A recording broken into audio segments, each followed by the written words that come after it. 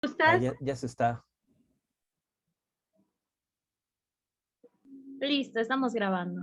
Muchas Sí, ya gracias. están grabando. Muy buena tarde, bienvenidos todos. Nos encontramos en esta tarde de viernes por parte del Consejo de Transformación Educativa con nuestra cuarta conferencia en línea titulada Hacer escuela en la virtualidad, una tarea pendiente, a cargo del doctor Omar de la Rosa López, quien es maestro en pedagogía por la UNAM y tiene estudios de doctorado en pedagogía por la misma universidad. Director académico de la Revista Intercontinental de Psicología y Educación, miembro del Colegio de Pedagogos de México. Es miembro del Consejo de Transformación Educativa, así como miembro fundador de la Red Multidisciplinaria sobre Formación y Educación. Autor y ponente sobre tema de formación docente y educación en derechos humanos. Bienvenido. Muchísimas gracias. Pues buenas tardes a todos. Muchas gracias por la presentación, Pati. Ay, pues me voy a estirar un poquito porque esos escenarios siempre me ponen un poco tenso, nerviosón, pues, ¿no? Pero veo a muchas caras conocidas, a muchos nombres conocidos y eso me hace sentir un poco o un mucho en familia y eso tranquiliza bastante, ¿no? En verdad, muchas gracias por andar por acá. Esto que voy a presentar es algo que empecé a trabajar hace poco menos de un año. Son ideas que todavía están en construcción y en tanto que están en construcción, sus preguntas, sus observaciones, sus aportaciones, sus refutaciones, pues se los agradeceré muchísimo cuando concluya la exposición, porque me permitirán tener miradas, enfoques, análisis que tal vez a mí se me escapen y abonarán para que yo pueda seguir trabajando este tema, estas ideas, ¿no? Voy a empezar a compartir pantallita.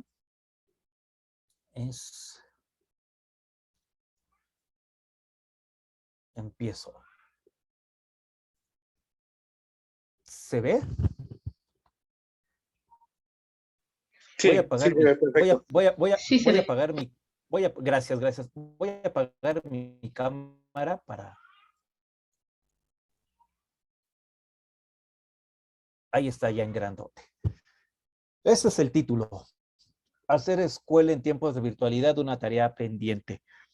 Si acaso una sugerencia o petición para que esto no se torne tanto así como que una conferencia y que sea más a manera de charla. Yo les pido, les invito a que si en algún momento de lo que yo vaya platicando, pues tienen alguna duda, quieran hacer algún comentario, se vale. Yo no lo llamaría interrumpir, se vale hacer una pausa para atender sus inquietudes y retomamos, ¿no? Así que si por ahí alguien levanta la manita o algo así, yo tengo mi pantalla, tal vez si me pudieran apoyar quienes están como coanfitriones para si alguien desea, repito, a micrófono abierto, plantear alguna inquietud, lo puede hacer con toda confianza, por favor. Y se le dé el uso del micrófono. ¿Cuáles son los objetivos, al menos 3 objetivos principales de esta breve charla? Es esto. Reflexionar sobre lo que significa hacer escuela desde una lectura pedagógica. Mi formación es pedagógica. Desde chiquito, dirán licenciatura y posgrados. Intentaré hacer una lectura desde lo pedagógico, ¿no? No significa que la lectura desde lo pedagógico sea la única, ni mucho menos la panacea, pero me parece una lectura que es pertinente, pues, no necesaria de hacer, ¿no? También vamos a analizar el papel que juegan las TIC en la conversión del estudiante en aprendiz. Estas categorías estudiante y aprendiz son diferentes. Espero tener la claridad y la elocuencia para poder establecer bien, pues, estas diferencias cualitativas, ¿no?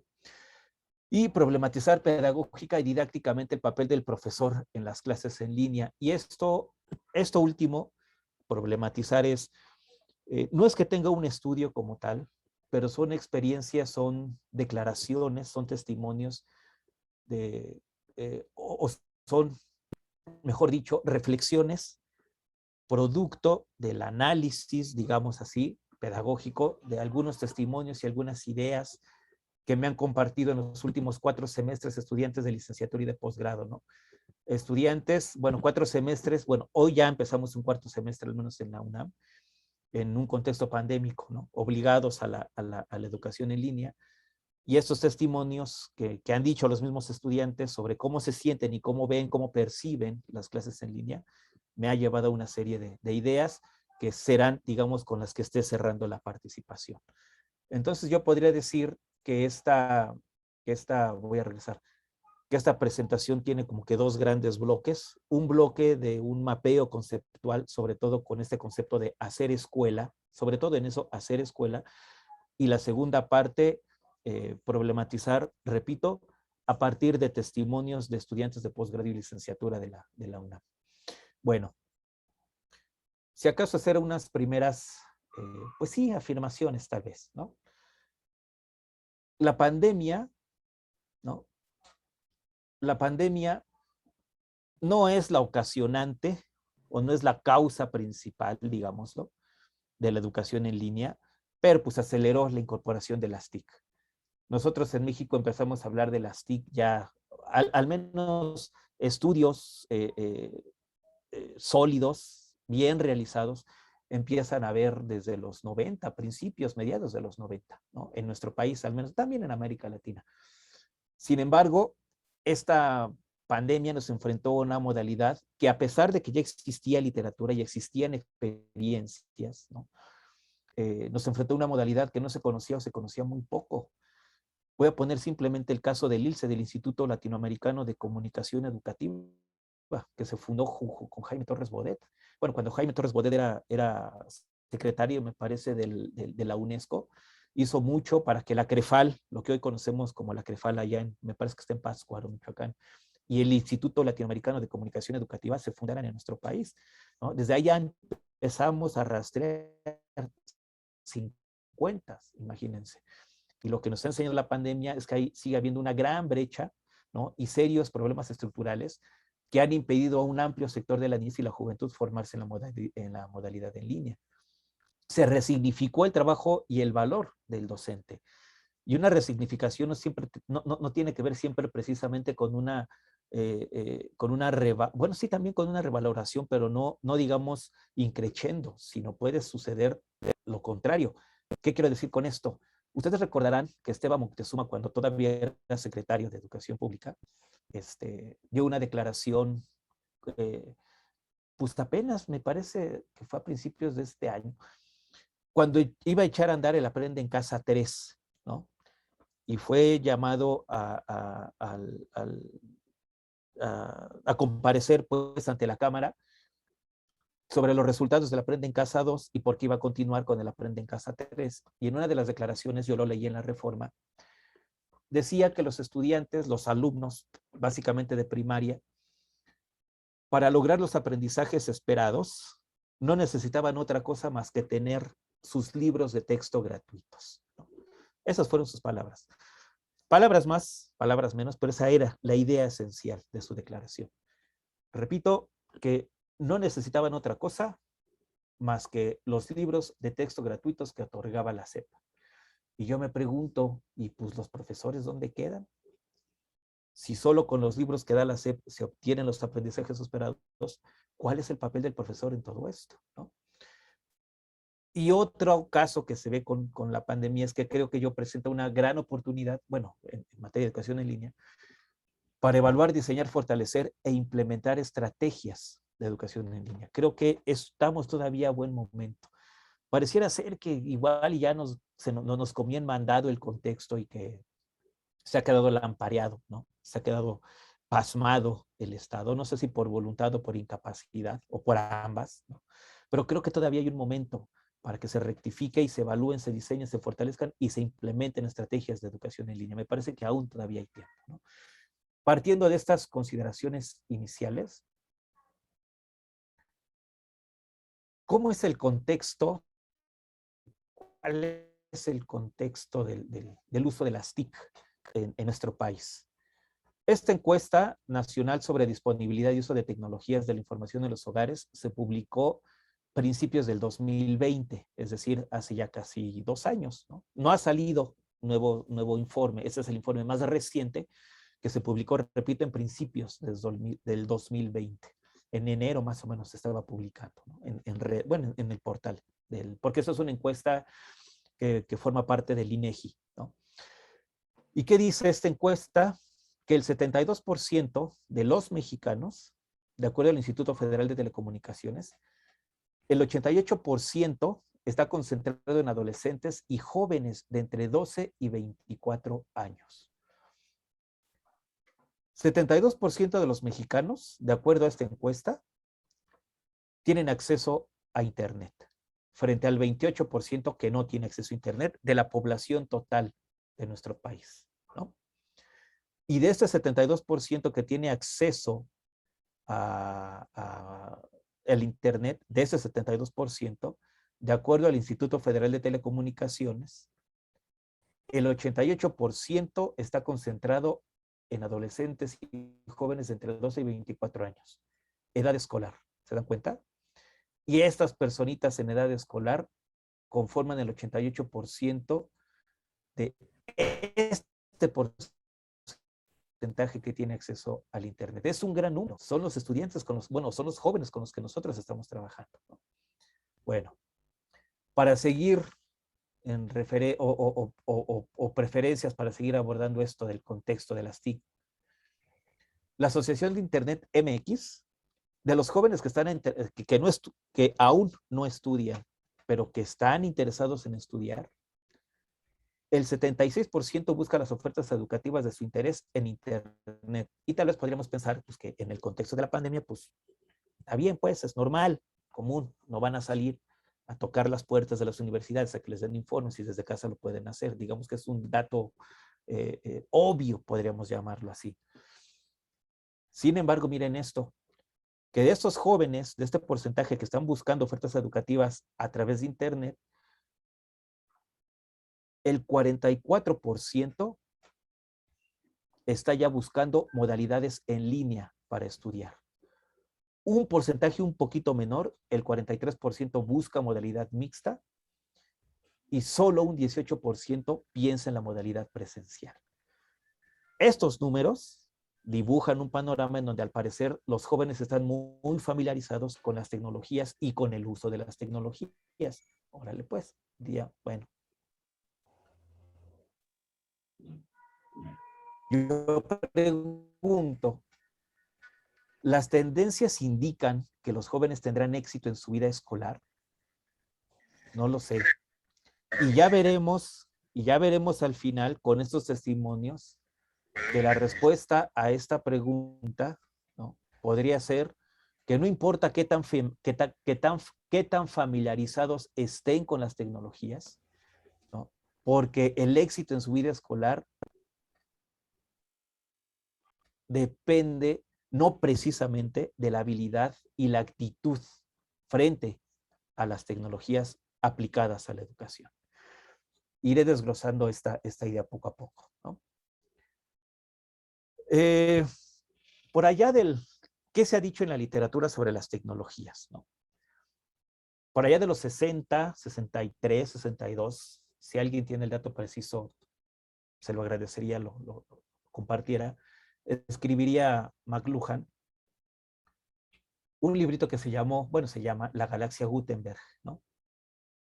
Y ahí menciona que los medios son una extensión del hombre. Si nosotros cambiamos la palabra medios por tecnología, podríamos utilizar la misma idea, ¿no?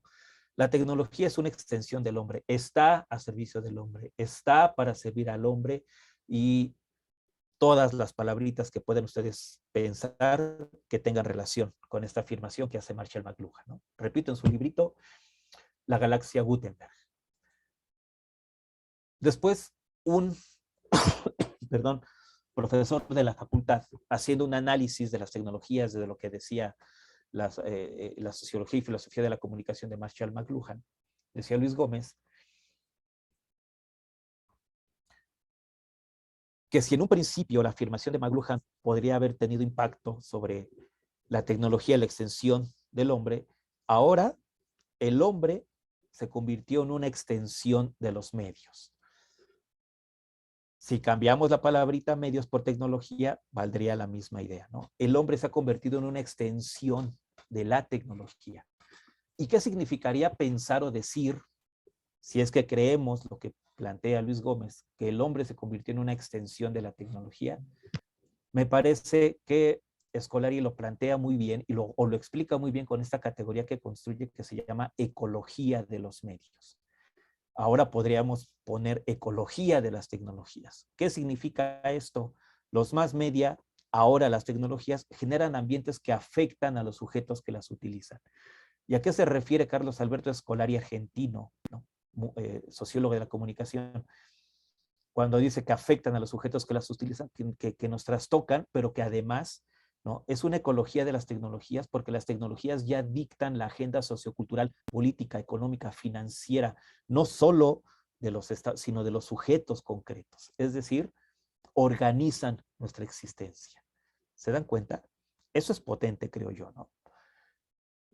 Siguiendo esta línea, nos encontramos entonces que por ahí del 2008, 2009, ya estamos hablando de más de 10 años, Edith Ledwin, una pedagoga argentina, va a decir, a afirmar, que las escuelas están inundadas de contexto. Si vamos, yo hice este cuadrito, no es que, bueno, ellos dos sí tienen relación, pues, ¿no? Bueno, podríamos pensar que estos tres, porque L a él y L a él, y entre todos se están leyendo, pues. Pero ella no sé si haya leído a los demás, a estos tres. Pero me parece que la idea de Edith Ledwin tiene mucha relación y pues sí, cercanía con esto de la ecología de las tecnologías que dice Scolari.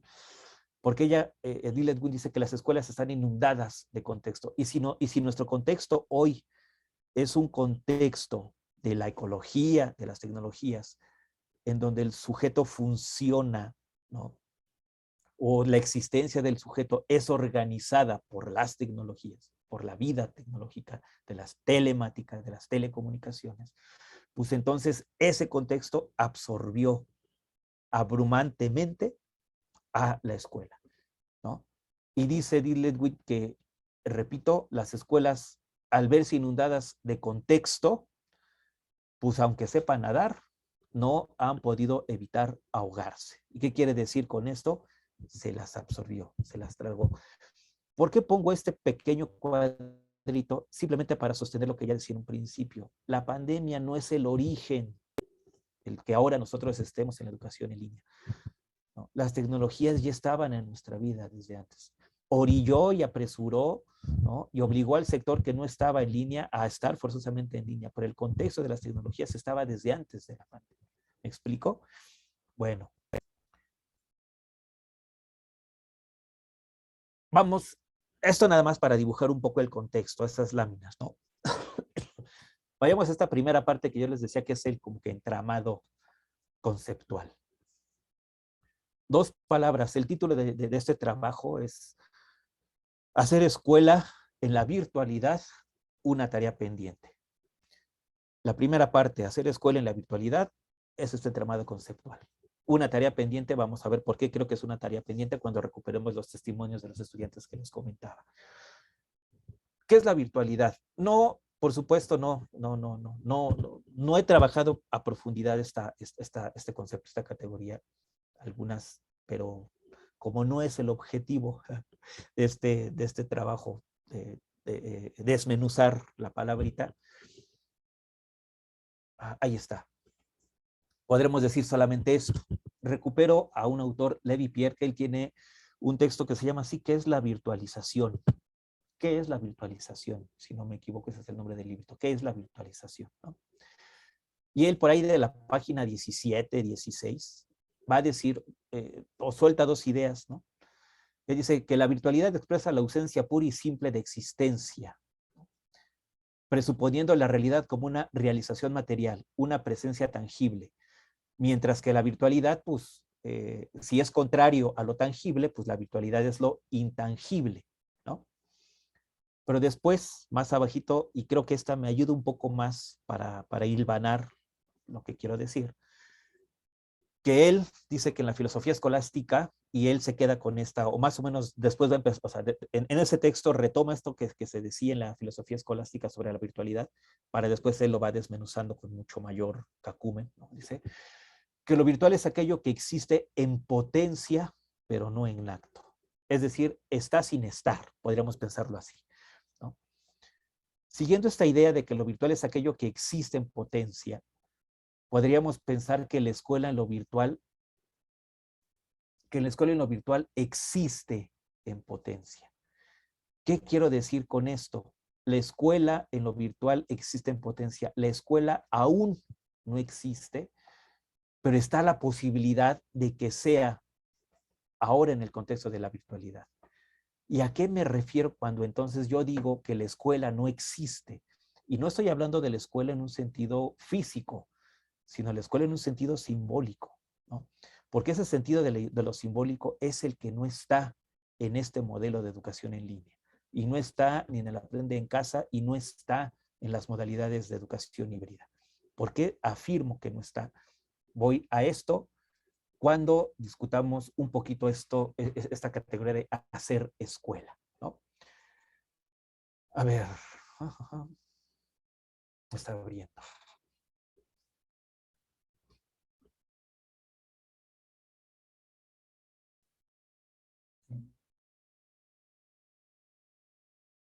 Ahí está. Ya está presentando, ¿verdad? Está cargando en mi computadora. No sé si ustedes la puedan ver.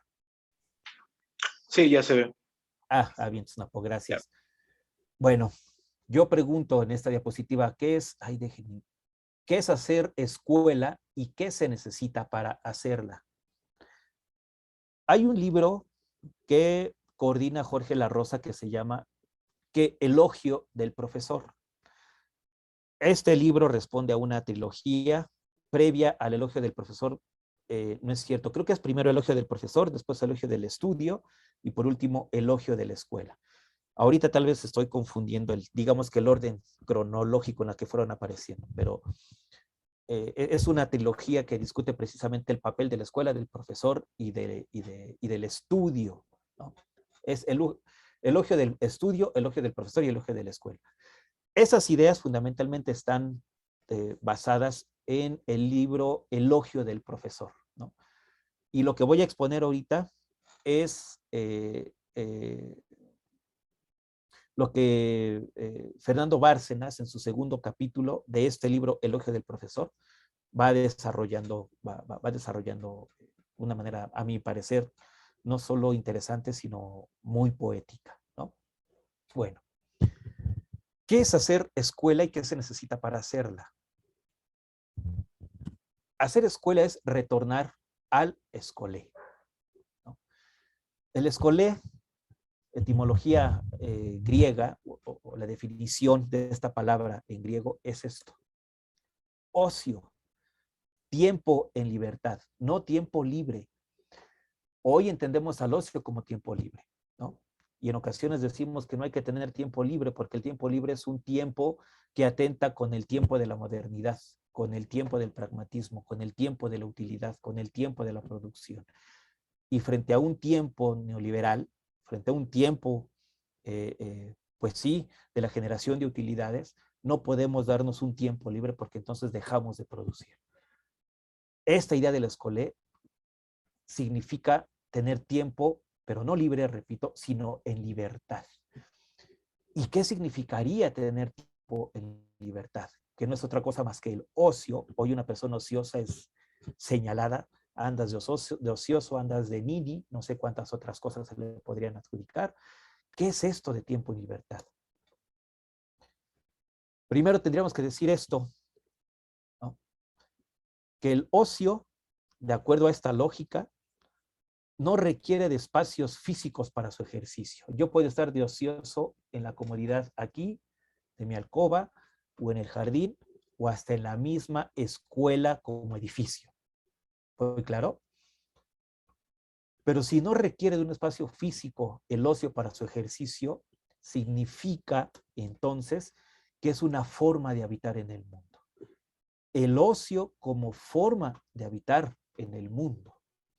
Este tiempo en libertad es una forma de ser y estar en el globo, en la tierra, con relación con el otro y con los otros, ¿no? Bueno, ¿qué es este ocio entonces? ¿Cómo lo podríamos entender? Primero, un estado de contemplación, ¿no? Pero sobre todo, como un ejercicio espiritual mediante la recreación del intelecto.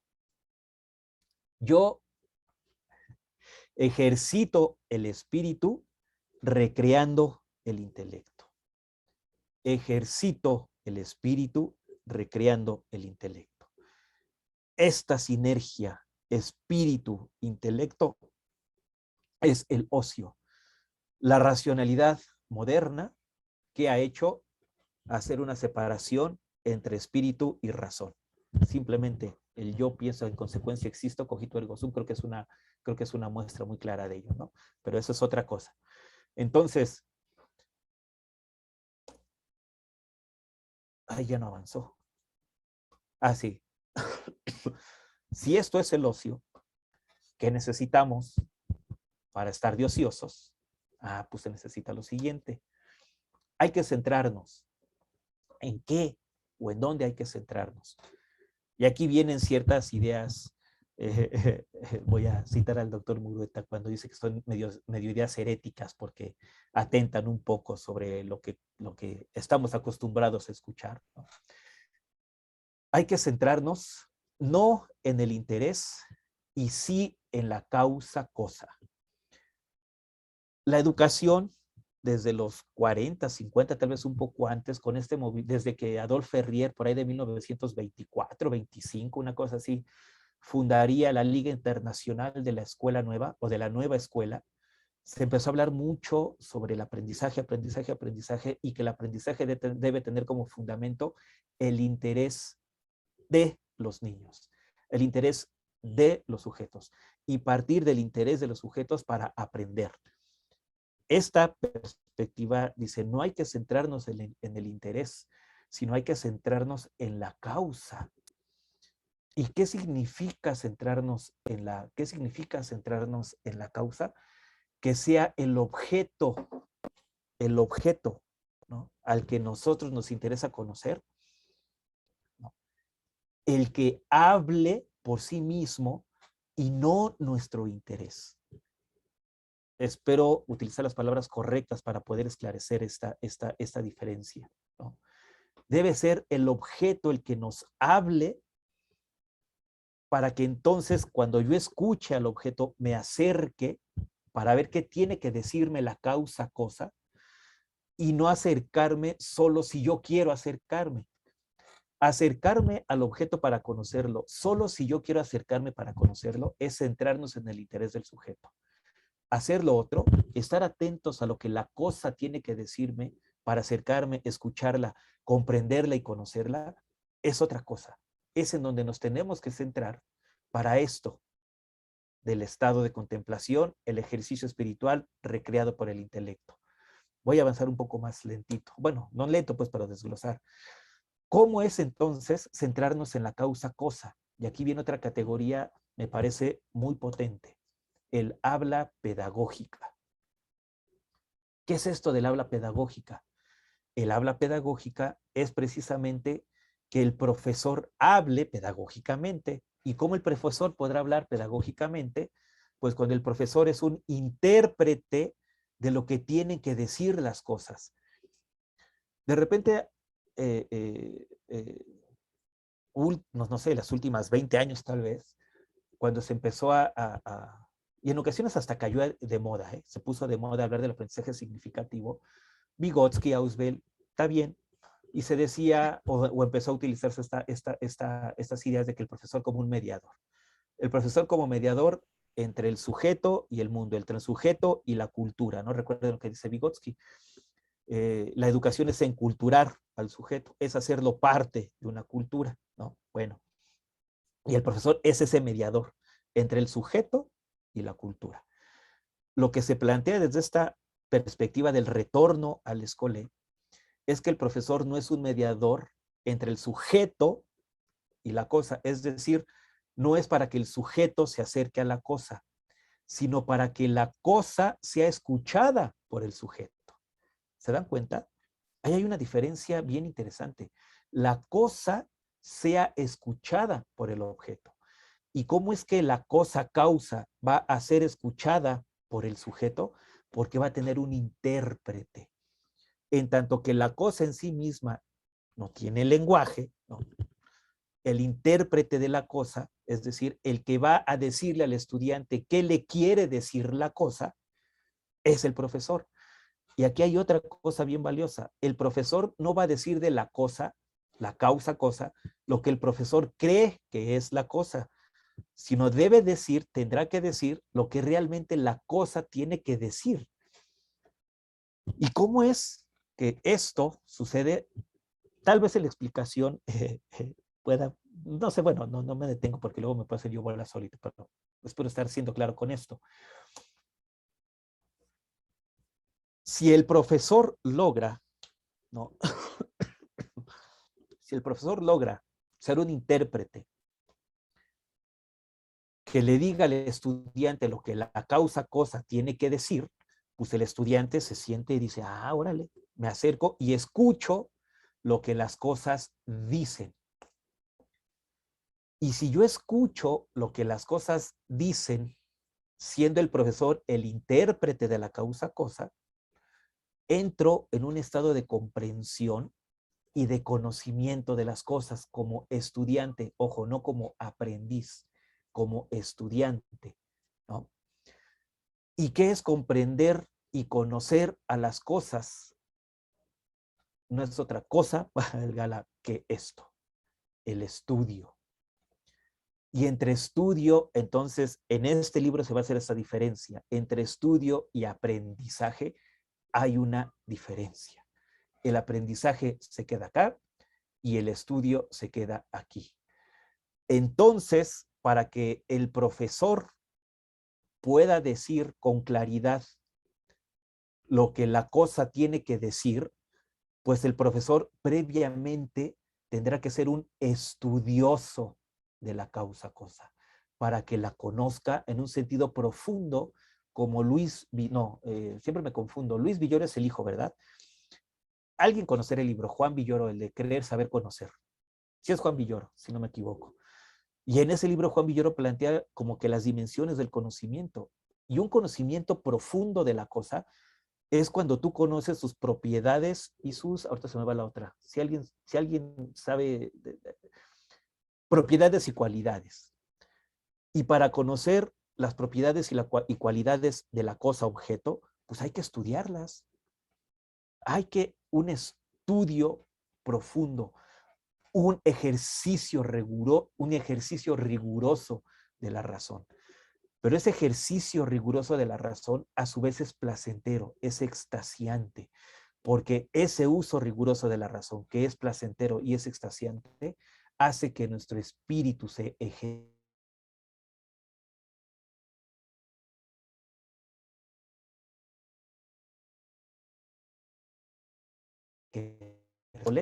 esto. Ahí está la flecha, estudio.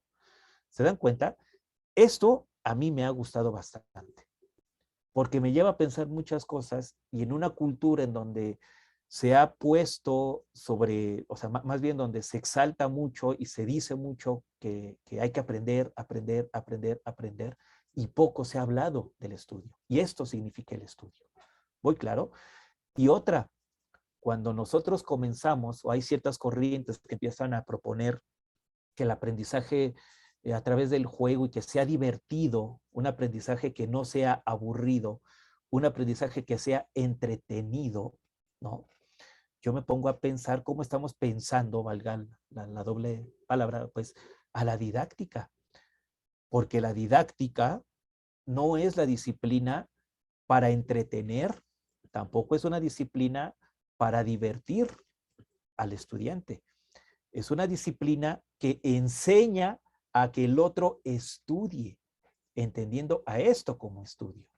¿Voy claro? ¿No? Porque si creo que si yo creo que entender a la didáctica como cúmulo de técnicas y estrategias y herramientas prácticas ejecutables como si fueran manual para que el otro aprenda de manera divertida, creo que estamos banalizando la potencia de la didáctica como disciplina que enseña a que alguien enseñe al otro a estudiar. Bueno, pues espero hasta al menos en esta primera parte haber sido claro con la exposición. Para no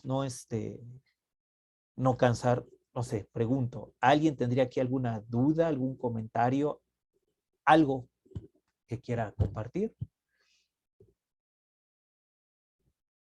Yo no estoy viendo manitas ni nada, si me ayudan, si es que hay alguien, si no, tú me ayudas, Pati, a indicarme si me sigo o si hay alguien que quiera decir algo. De momento no han solicitado participación, yo creo que vamos claros, podríamos continuar. Tienes tu micro apagado, Pati. ¿Es en serio? Ya te vi. Ya lo puse aquí, no te veía, pero ya te vi. ¿Pero sí me escucharon? Bueno, no me escucho, nada más dime. Yo no hay sí te nada, escucho. ¿verdad? Sí se No hay nada escucha. Todo muy bien. que comentar. Me sigo entonces. Continuamos, por favor, y yo creo que más adelante. Bueno. Gracias. No, pues es que ahora tengo que dejar de... Ay, espérenme, ¿qué hago? ¿Cómo me salgo de aquí? No, ¿saben qué? Voy a cerrarla, porque no sé cómo regresarme a mi presentación de Geniali. Voy a cerrar pantalla, voy a dejar de compartir y ahorita vuelvo a compartir otra vez porque no supe cómo regresarme a mi Geniali original. Perdónenme. Sí, adelante. Si gustan ir tomando sus notas para posteriormente hacer sus comentarios, reflexiones o preguntas con Es que ahora yo no te respecto. escucho, Pati. No sé si sea mi configuración del audio. Probablemente, porque al parecer los demás sí me escuchan. Así es. Sí, yo te escucho bien, Pati. Sí. ¿Tú nos escuchas a nosotros, Omar?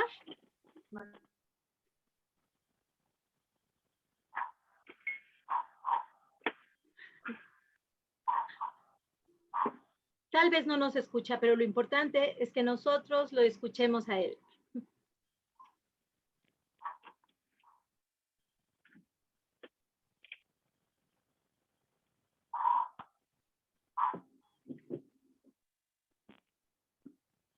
No sé si estoy haciendo pruebas. ¿Me escucho? Sí, ¿te escuchas? Pero ¿por qué yo no los escucho? ¿Sigues sin escucharnos? ¿Por qué no los escucho?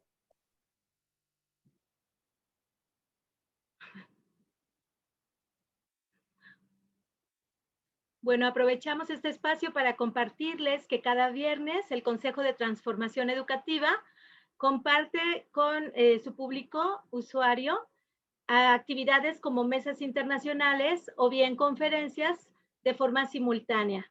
Entonces, los esperamos, queda siempre abierto para la participación de todos ustedes en este mismo horario de 13 horas a 15 horas, tiempo de México, los días viernes.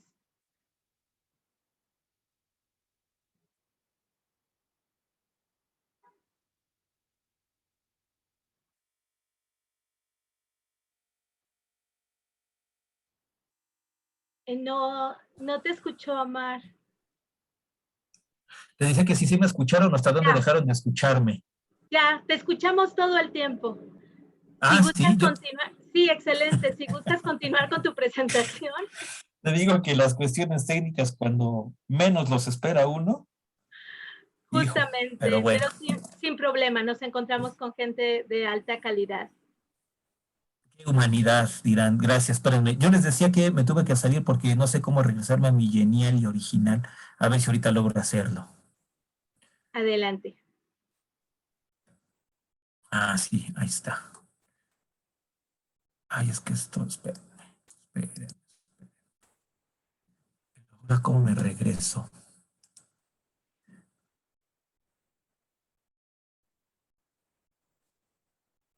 Estoy abriendo otra vez. Perdonen estos lapsus de ignorancia tecnológica. Sin mayor problema.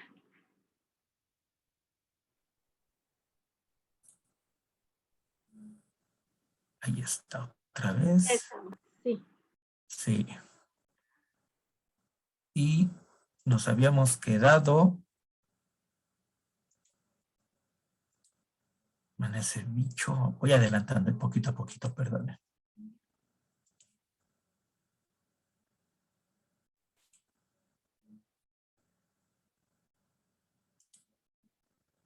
Ahí nos quedamos, ¿verdad? Porque de ahí nos habíamos ido a los mapitas, si no me equivoco. Así es. Bueno, entonces la siguiente diapositiva, yo les decía que sí. Ay, no, ¿esto qué es? Ahí está. Bueno, ahora viene la segunda parte. ¿Por qué digo que la educación, bueno, que el hacer escuela es una tarea pendiente? Porque ya lo explicaba más o menos en el mapita. Si estamos inmersos en una cultura del aprendizaje y no del estudio, es decir, no del escolé, siendo el escolé, ¿no?, lo que debe prevalecer como escuela, pues entonces no hay escuela, ¿no? Pero sí hay posibilidad, ¿no? Pero ¿por qué digo que es una tarea pendiente? Es decir, que no se ha logrado hacer escolé. Y aquí ya recupero ciertos testimonios. Yo les decía que no es un ejercicio todavía sistematizado, ¿no? No es, pues sí, propiamente un estudio, pues, pero son testimonios que en los últimos 3 semestres, hoy empiezo un cuarto, bueno, esta semana empezó un cuarto semestre en pandemia, pues me han llamado la atención, ¿no? Esos han sido los grupos, 4 grupos de licenciatura y 1 de posgrado en el 22, 6 de licenciatura y 1 de posgrado en el 21-1, y 7 de licenciatura y 1 de posgrado en el 21-2, ¿no? ¿Cuáles son estos testimonios?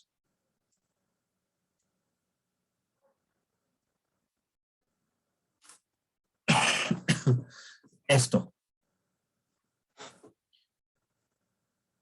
Estarlos escuchando todo el tiempo en video es cansado. Estos lo han dicho los de licenciatura. Los que están en azul es lo que han dicho los compañeros de licenciatura, ¿no?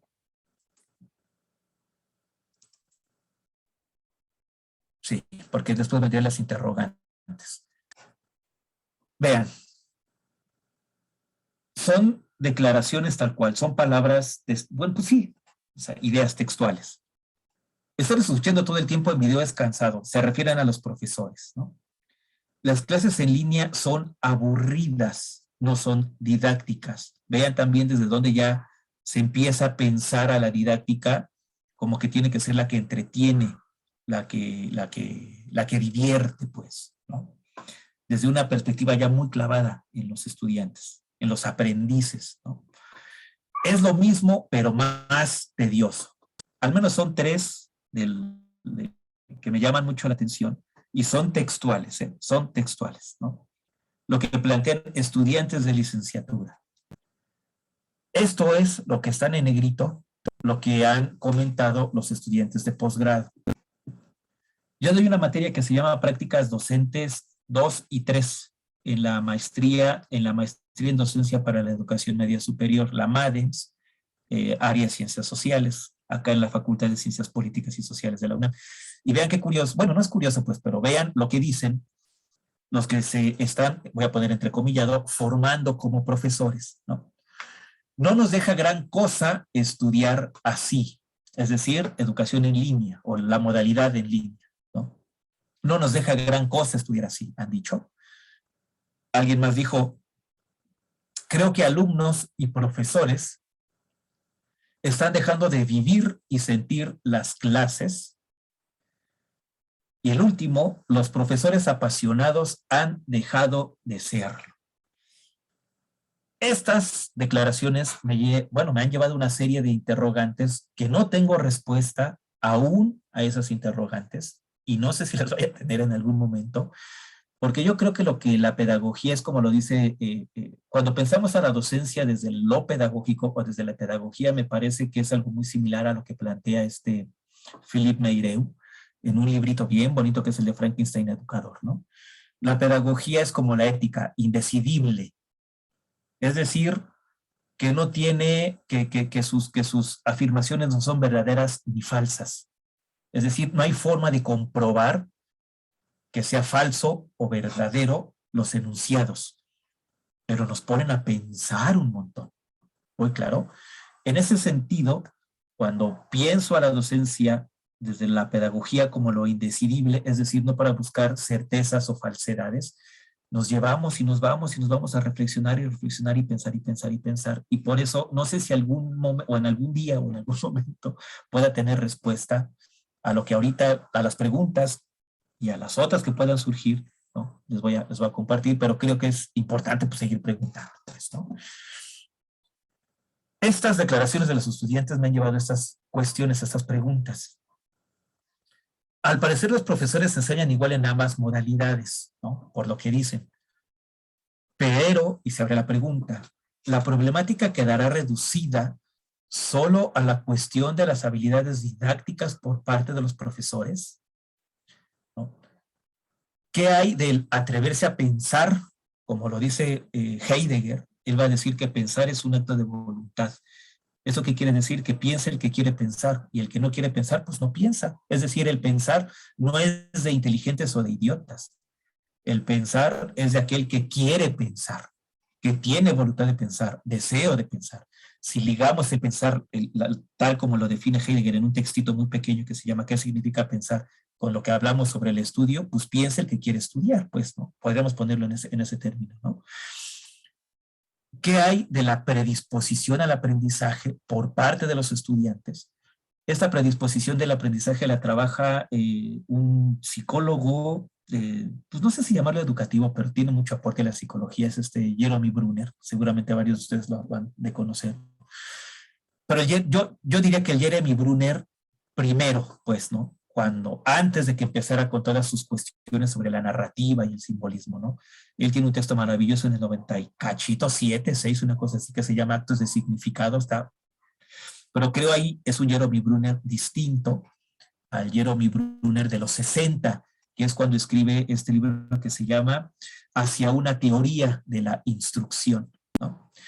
Y entonces, en esto de Hacia una teoría de la instrucción, en el capítulo que se llama Notas sobre una teoría de la instrucción, va a decir que los estudiantes, una de las problemáticas de los estudiantes es que cuando entran al colegio, pues no van preparados para aprender, es decir, no van con ganas de aprender, no van buscando aprender, van buscando quién sabe qué cosa, pero no aprender, curiosamente, aunque saben que a la escuela se va a aprender, ¿no? Bueno, tendríamos que decir también que a estudiar, y en consecuencia, pues también el aprendizaje está implicado. Bueno, y entonces Jeremy Brunner sugiere que la cultura debería pensar en diseñar experiencias que imbuyan la predisposición al aprendizaje en los estudiantes.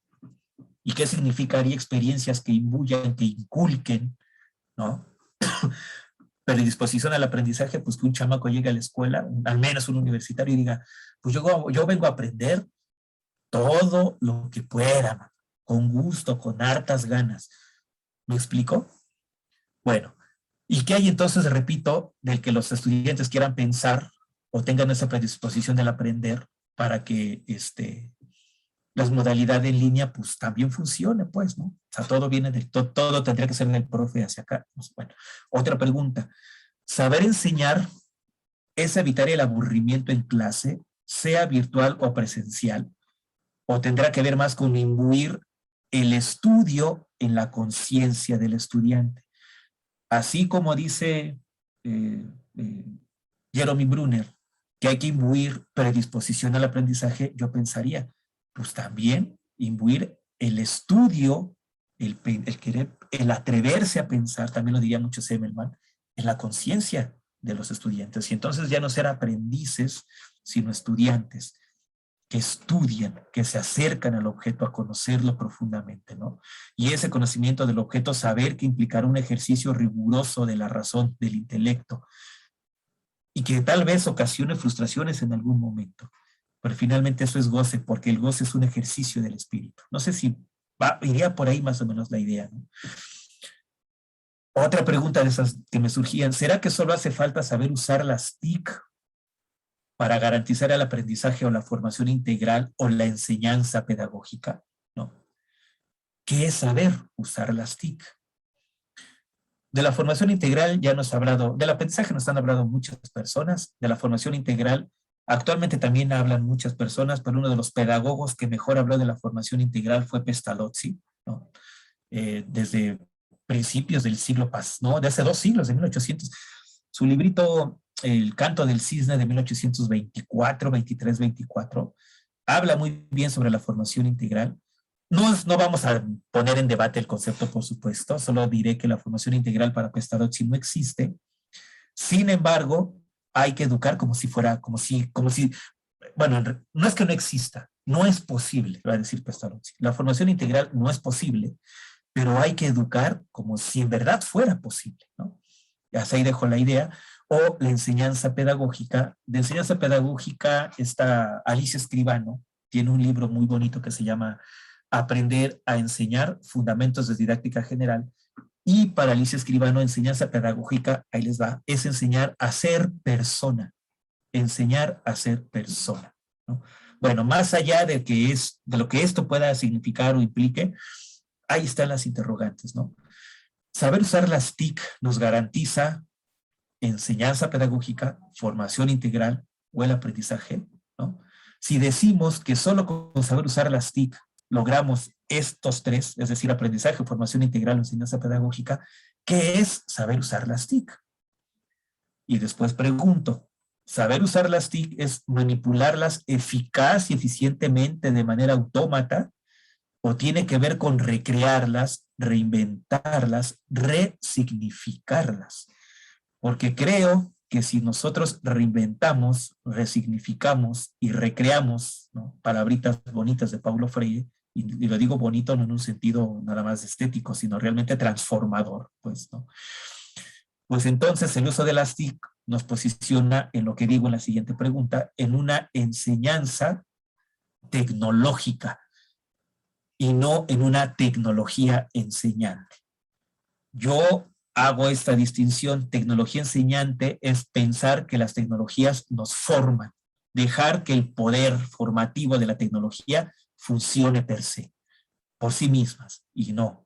Creo que la enseñanza tecnológica es cuando realmente, con toda una conciencia pedagógico-didáctica, nos acercamos a las tecnologías para diseñar una clase virtual o para apoyarnos en una clase presencial. ¿Voy bien? Bueno. ¿Qué preguntas me surgen de las inquietudes de los compañeros de posgrado? Estas. Ah, caray, ya abrió.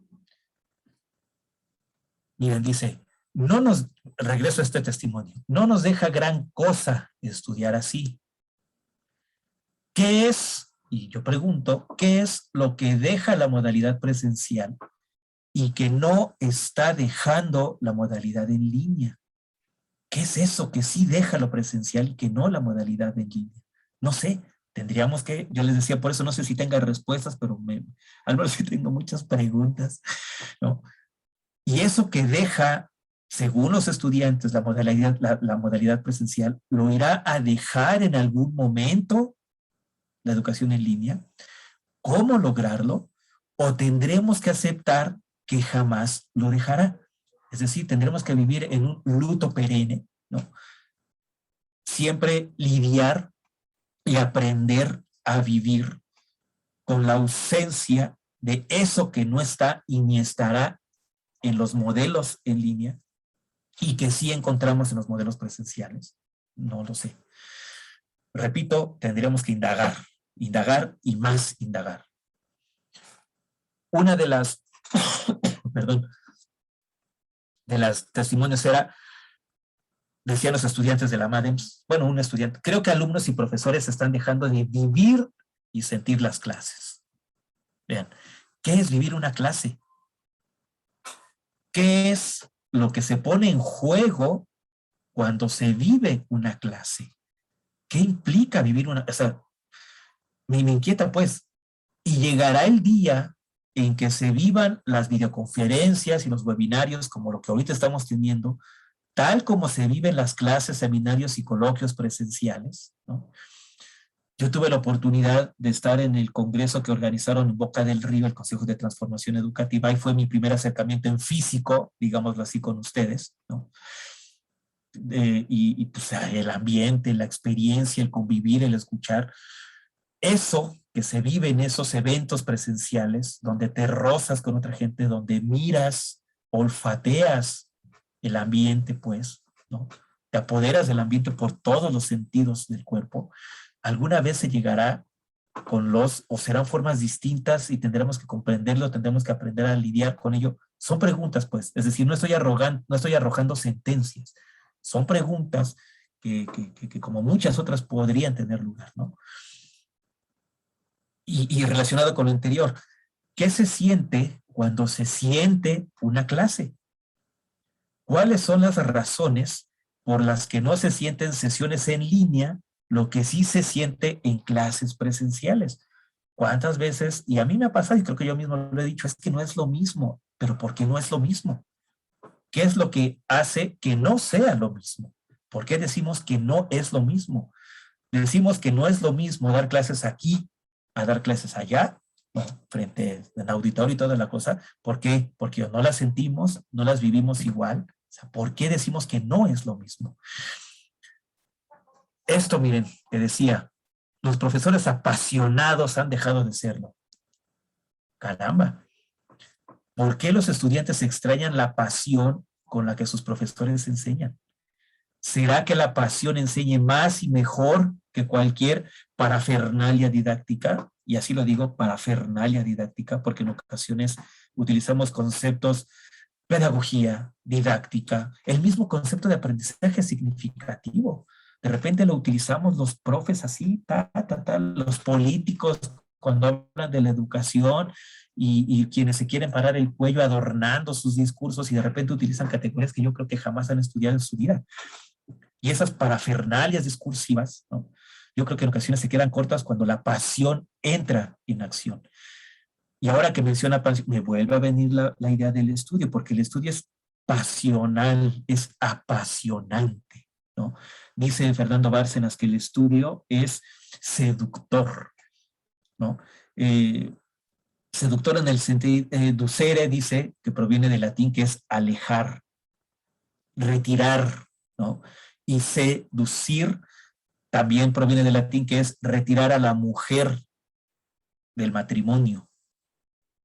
Si nosotros hacemos esas analogías, seducir, el estudio seduce porque nos abstrae, nos absorbe, nos retira de lo cotidiano, tal vez nos retira de lo mundano para entrar en una especie muy distinta de ejercicio, como les decía al principio de las diapositivas, de un ejercicio espiritual a través de la recreación intelectual. Y estamos ahí absortos, ¿no? Cuando leemos un libro y estamos tan apasionados en el estudio de lo que dice el libro, creo que cada uno de nosotros hemos vivido en algún momento esas dimensiones del estudio, y que esas dimensiones del estudio no son las mismas dimensiones del aprendizaje, ¿no? Y la última pregunta, ¿qué de la virtualidad, si nos quedamos con este tema de la pasión, qué de la virtualidad será el asesino de la pasión con la que se enseña y o estudia? Porque si los estudiantes, ¿no? Porque si los estudiantes, estudiantes del posgrado, dicen que los profesores apasionados en la modalidad virtual han dejado de ser apasionados, ¿qué de la virtualidad estará matando esa pasión? ¿No? Bueno, repito, son preguntas y más preguntas, ¿no? A manera de conclusión, yo podría decir esto: el saber usar las tecnologías digitales no significa que se sepa o desee enseñar o aprender mediante ellas, ¿no? Al parecer, hay elementos de la docencia que no solo son entrañables, sino hasta imprescindibles en la modalidad en línea. Dicho, o sea, si nos queda, como por ejemplo, la pasión, el sentir, el vivir una clase, ¿no? Y si bien el aprendizaje es una tarea intrínseca a la formación escolar, no podemos decir que el aprendizaje, no estoy queriendo decir eso, ¿eh? Que el aprendizaje, pues claro, que el aprendizaje toda la vida y el constructivismo y estas cosas son interesantísimas y necesarias de comprender y de llevar a la práctica cuando uno es profesor. Pero esta cultura del aprendizaje, desde esta lógica del retornar al escolé, no debería eclipsar al estudio como trayecto formativo. estudio como trayecto formativo, ¿no? Y formación en el sentido también más profundo y pedagógicamente posible, ¿no? Como esa recreación intelectual para el ejercicio del espíritu. Pues esto sería prácticamente lo que pues, he venido pensando. Yo les decía al principio, dejo de compartir. Yo les decía que pues que cualquier, o sea, todo lo que puedan decirme a ponerme contra las cuerdas y que yo me quede sin argumentos sería fabuloso porque me ayudaría pues, a pensar, pues, ¿no? Seguir construyendo eso que me ha llamado mucho la atención y me ha gustado. Les agradezco infinita y profundamente que me hayan escuchado. Ahora es momento de escucharnos en colectivo. Gracias. Muchísimas gracias. Efectivamente, interesante, profundo, porque de cada aspecto pueden surgir una serie de condicionales y cuestionamientos bastante amplios. Si alguien gusta tomar la palabra ahora para hacer algún tipo de reflexión, comentario o cuestionamiento. Decía Napo, sí, Napo, gracias, la galaxia del 62, ahí está la referencia bibliográfica del 62, gracias. La referencia, exactamente. Sí, no encuentro manos levantadas en este momento. Sin embargo, bueno, yo me empecé a cuestionar bastantes cosas desde el uso de lo que sería el manejo del tiempo libre y el ocio como tal, que serían aspectos de otra conferencia. Sin embargo, desde siempre se ha confundido lo que es el tiempo libre en relación con el concepto de ocio. Tenemos una mano levantada de Olivia Rascón. Adelante, Olivia, por favor. Bueno, no soy Olivia, soy Norma Jurado, nomás que estoy en este dispositivo. Perdone. No, muy bien, gracias. Bueno, un gusto escucharlo, maestro Omar. Muchas gracias. Y en realidad a mí esta parte cognitante, ¿no? Me pone contra la pared. Esto aparte, pero muy emocionada, ¿no? De esto del aprendizaje y el estudio, creo que hay un clavo ahí que hay que sacar, ¿no? Pero pensaba mucho esta parte que usted también trabaja, pero yo lo pensaba desde el deseo. A mí me gustaría esto, ¿no? Que también, o sea, ¿dónde queda el deseo del estudiante y también del profesor, ¿no? Y esta mediación que hay. Entonces, a mí me generó muchas interrogantes, pero para bien, para seguir escarbando, para seguir preguntándome. Y bueno, pues agradecerle nada más esta hilaridad, este rigor con el que nos ha transmitido, pues le agradezco mucho. Es un placer escucharlo. Nunca lo había escuchado a usted. He estado en algunos de los eventos que usted organiza, pero esto me ha encantado. Váyase con esto de que estuvo genial, pero además muchas gracias. Me trastocó muchas cosas de las que... Muchas gracias. ¿Sí? Al contrario, muchísimas gracias por sus palabras. Y aquí ya la apunté, mire, deseo. Tendría que leer, sí, y hacer las relaciones, las vinculaciones, porque creo que sí es importante esto, ¿no? El deseo. Gracias, muchas gracias. Gracias. ¿Alguna otra participación? Buenas tardes. Adelante, por favor. ¡Ay, Raquel! ¿Qué tal, profesor? Muy bien, gracias a Dios. Qué buena es que onda. ahorita estoy desde el dispositivo de mi hija y creo que aparece la foto de ella, pero sí le puse mi nombre. Sí. Me pareció muy interesante su manera en que abordó el tema y sobre todo, para mí, lo que a mí me queda es revisar a Jerome Brunner con la predisposición del aprendizaje, porque eso tiene mucho que ver con mi parte de mi reporte de práctica docente, en donde a mí me preocupaba mucho que la clase sea interesante, que la clase sea entretenida, que la clase sea así y así y así y así, ¿no?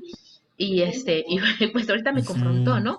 O sea, no estoy aquí pues, para entretenerlos, ¿no? Porque vayan al circo, pero sí me confronta en la parte de llevarlos como usted lo fue manifestando, ¿no? Bueno, debe de haber un interés, deben estar dispuestos a aprender, y creo que esa es la parte en la que yo voy a enfocarme a revisar, a buscar un poco más, y que me ha sido de gran utilidad ahorita en lo que usted ha comentado. Pues muchas gracias, la verdad estuvo muy interesante.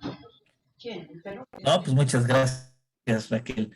Sí, mira, hay un compañero, el más joven de la otra red, de la red multidisciplinar, tú lo conoces bien.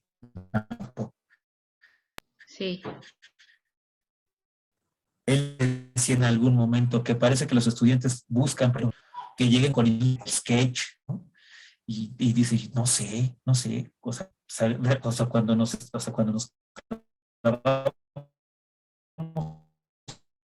tanto en esta idea de buscar, entonces, el papel del profesor. Y si en este elogio del profesor, del que coordina la Rosa, el profesor es un estudioso de la cosa, porque una vez que conoce a la cosa se convierte en su intérprete para ser escuchado por el estudiante, pues es algo bien distinto. No sé si me explique. Y entonces también hasta se tendría que resignificar, o tendríamos que pensarnos como profes, porque cómo estamos como funciona. O sea, a nosotros nos interesa qué de la actividad docente. Ser estudiosos de lo que nosotros enseñamos, o simplemente lograr que lo que enseñemos se aprenda de manera eficaz, de manera eficiente. Y ahí hay una separación importante, creo yo, ¿no? Ahí hay una separación importante, ¿no? Y lo que va a decir Fernando Bárcenas es que si yo soy un estudioso de la cosa, de la causa, que es la cosa, pues, ¿no? En consecuencia, me seduce y yo seduzco al estudiante. Y a lo mejor ahí está esa pasión de la que hablan los estudiantes de posgrado, que de repente ya no encuentran en los profesores. No sé, viene la palabra deseo, que dice, no sé, o sea, son cosas que vienen y van, pues, ¿no? Sí, gracias, Raquel. Bueno, perdón, y quería decir, Gracias, y quería decir esto, y creo que por el Hiero Vibrone, pues también tiene, o sea, esto es importante, esto del imbuir experiencias que predispongan al aprendizaje. Yo siempre les puse el ejemplo en clase y creo que alguna vez lo platicamos. Es como cuando quieres ir a ver una película, no sé, quiero ir al cine, ¿qué quieres ver? No sé, pues quiero ir al cine. ¿Qué te parece si llegamos al cine y ahí decidimos qué vemos? Pero yo quiero ir al cine, ¿no? Ahí hay un deseo, unas ganas, algo que me hace ir al cine. ¿Qué película? No lo sé, pero quiero ir al cine. Pensemos que ver una película es quiero aprender y pensemos que el cine es, en este caso tradicional, escuela. Quiero ir a la escuela, pues aprender ¿qué? Pues todo lo que pueda aprender, ¿no?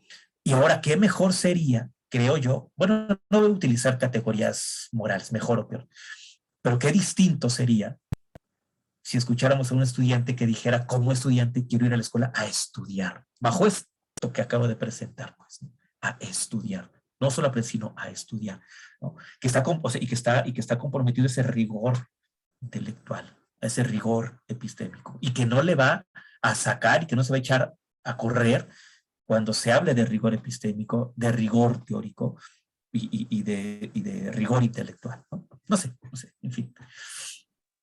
Justamente porque hacer escuela virtual de repente recupera prácticas de lo que es la escuela común, ¿no? La escuela presencial.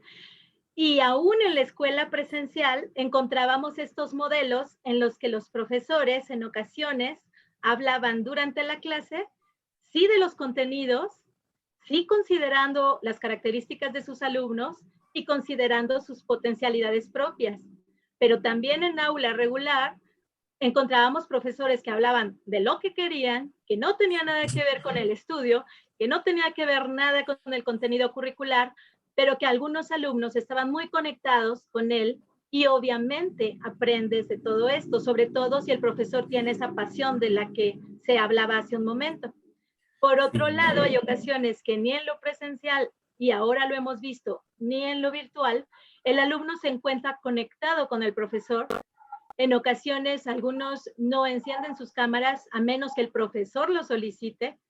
Y entonces, ¿qué del uso de esta herramienta tecnológica para poder acercarse porque también hemos visto clases virtuales donde el profesor tiene más que enganchados a los alumnos, donde todos se conectan con la cámara, donde tiene que ver con el contenido, o tal vez no, pero la pasión del profesor es tal que los alumnos están ahí. Algunos profesores inician su clase con alguna música que quizá le guste a él, pero que quizá algunos alumnos se enganchen con esto, porque no debemos olvidar los estilos de aprendizaje y los estilos de enseñanza que cada uno tenemos, tanto como profesores como alumnos. A los visuales les vas a tener que enganchar por lo visual. A los auditivos vas a tener que hablarles de una manera. Escuchaba yo un profesor hace poco de una clase a nivel universitario que tenía la muletilla y pues es que y entonces para mí, que lo estuve escuchando al menos unos minutos, me parecía demasiado desesperante, ¿no? Que de cada 10 palabras, 4 fueran el mote ¿no? Entonces, tiene mucho que ver todo el desarrollo de condición, no solamente por lo virtual o por lo tecnológico, sino ese enganche que siempre ha existido entre docente-alumno. Y me llamaba mucho la atención cuando hablamos sobre integralidad, porque en algún momento, hace muchos años, Federico Froebel, a través de los dones, buscaba en los parvulitos precisamente ese sentido de desarrollo integral a través de 12 dones que tenían que ver con que fuera una buena persona, con que fuera una persona hábil, con que fuera una persona que cuidase de la naturaleza, que fuera una persona que respetara a los demás, etcétera, ¿no? Entonces, sí tendría mucho que rescatarse de esa posición que toma el docente, cuál es su papel atrás de la pantalla o en el aula que permita tener esa conexión con su alumnado. Si de verdad le interesa el alumnado, si va ahí porque tiene que dar una clase, si va ahí porque no se quiere jubilar tal vez, ¿no? Tenemos profesores que quieren seguir en las aulas y a lo mejor ya nadie los quiere, pero ellos quieren seguir en las aulas y que con esos alumnos que se tienen que inscribir a esa clase, habría muchísimo por cuestionar al respecto. Sí, mira, el mismo Bárcenas, bueno, no Bárcenas, hay un autor en el capítulo primero de este libro, me cuesta trabajo acordarme de su nombre más, Chens. Bueno, ahorita sí logro, pero en el primer capítulo de este libro va a decir que, y miren, hasta pondría en cuestionamiento el autor, creo que es esta autora, pondría en cuestionamiento la siguiente idea. Decimos que la docencia nos debemos a los estudiantes, ¿no? Los estudiantes van con el paquete, ¿no? Los estudiantes van con el paquete. Pero la docencia no se debe al estudiante. La docencia se debe al estudio, que no al estudiante. ¿Se dan cuenta? Y dice, ¿y por qué? Porque la docencia significa amar lo que haces. Y amar lo que hago como docente no es enseñar, es estudiar. Entonces soy un docente estudioso. ¿Y por qué soy estudioso? Porque estudio la materia que enseño. Pero mi amor está en lo que hago, que es estudiar, y en eso a lo que estudio, que es la causa cosa, es decir, mi asignatura, mi disciplina. Entonces, cuando amo el estudiar, no el enseñar, cuando amo el estudiar y amo a la disciplina a la que estudio, todo lo demás viene como maná, cae, pues, porque me presento al grupo, a los otros, a hablar desde el lugar que yo amo, a hablar de lo que amo. ¿Se dan cuenta? Me posiciono desde un lugar que yo amo porque me gusta estar aquí. Y me gusta estar aquí porque amo lo que estoy estudiando. No sé si me estoy dando a entender. Y en consecuencia, todo lo demás cae. Y vuelvo, a lo mejor ahí es eso, ¿no? El amar estudiar y el amar lo que estudio como profesor, ¿no? Lo que podríamos tal vez de manera, o no sé si pero ahí está tal vez lo que podríamos entender como pasión. Entonces, eso, pasión, que me impulsa y que me arroja a echar el discurso, a echar la clase, a echar la conferencia, a echar lo que sea, pues nos atrapa a todos. Y a lo mejor no puso ninguna diapositiva, y a lo mejor no usó ni madres, no son ni pinche jueguito de esos. Pero si nos tiene embelesados el carnal, aunque estemos en una pantallita de... No sé, pues. Son. Sí. Justamente, En fin, de hecho, no sé. hubo profesores antes del uso de la tecnología para la enseñanza, en este caso, o para la profesión docente, hubo profesores que llegaban con una rama en la mano y de esa rama en la mano te contaban qué le había pasado con esa rama ese día y te enganchaba. Y te hablaba de todo, y te hablaba de la clase, y te hablaba del cosmos, y te hablaba de él, y te hablaba de sentir, y te hablaba de amar, y te hablaba de todo lo que te podía hablar. No necesitaba tener la tecnología como tal, desarrollada como lo usamos ahora, ¿no? Con estas plataformas, con estas formas de interrelación y de red social. No, porque no fue necesario para él. Sin embargo, había profesores que tenían que mega preparar una clase, que sentían que si no llevaban ese motivo de enseñar, no tenía sentido su profesión, cuando en realidad enseñar está bastante distante a la docencia como tal. Porque el docente tendría que provocar que el otro aprenda, porque lo que tú puedas enseñar es parte de lo que pueda ser tu dominio, pero eso no garantiza que el otro lo va a adquirir, que el otro lo va a desarrollar y que el otro lo va a resignificar. Entonces, sí, son conceptos bastante separados uno del otro, y que sin embargo muchos, y sobre todo la escuela antigua, siento que tiene mucho ese arraigo en ese concepto de enseñar. Estoy aquí para enseñarte, para decirte qué y cómo, porque yo te lo voy a compartir, ¿no? Cuando en realidad, en muchas ocasiones, de los alumnos se aprende y bastante. Entonces, es esta cuestión recíproca de la que bastante bien se retoma la pasión en el hacer. Mira, eso último que dices, Fernando Bárcenas, dice, el fin del profesor, que, a ver, ¿cómo dice? No me acuerdo de la cita tal cual. La idea es que uno se da cuenta que cumplió, digamos, como que con su tarea docente, cuando se convierte en discípulo de su discípulo, ¿no? Y en otra lectura, Peter Singer va a decir es Peter Singer en su libro Lecciones de los Otros, que un profesor tendría que aprender a vivir con la siguiente idea. Al final del día debe comprender que se va a quedar solo. Es decir, no rodeado por las parafernalias y no rodeado por los estudiantes que lo idolatren. Porque para Peter Singer, si un profesor en el ocaso de su vida, ¿no?, está rodeado de todos sus discípulos, significa que lo que hizo durante toda su existencia como profesor fue dogmatizar. Y qué terrible sería eso, ¿no? Darnos cuenta en el ocaso de nuestra existencia que dogmatizamos. Y si regresamos al sentido de lo que yo vine a platicarles aquí, qué distinto sería pensar que me voy, ¿no? Sabiendo que con mi presencia, poca o mucha, algunos se incitaron al estudio. Estaría, bueno, pues, no sé, alguien más. Sí, en el chat tenemos felicitaciones y también hay un comentario de Xochitl. No sé si quieras tomar la palabra, Xochitl, para compartir.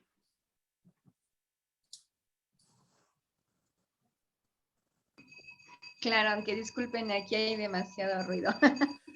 Pero las paletitas, se me antojaron las paletitas, es el de las paletitas, la infancia, salir de la primaria, el carrito de palets, la de limón, caray, qué recuerdo. Así es, aunque un es también de flachazo. Pensé que era el de las paletitas. Pero bueno, mi comentario era precisamente en el chat para causa de este ruido. Primero que nada, agradezco mucho la invitación, la información, cómo se ha ido desplegando esta parte, ¿no? Del interés en el por qué las plataformas, en el por qué las herramientas y el docente que nos estamos preparando en constante de saber aún más, ¿no?